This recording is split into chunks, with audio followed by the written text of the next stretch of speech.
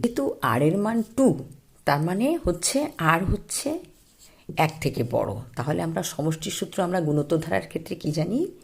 a into R to the power n minus 1 by R minus 1।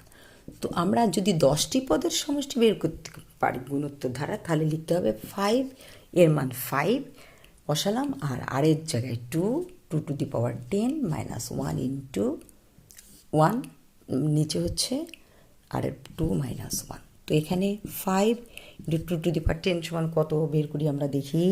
2 two the পাওয়ার 10 সমান 1024, এই যে 24 minus 1, নিচে হচ্ছে 1।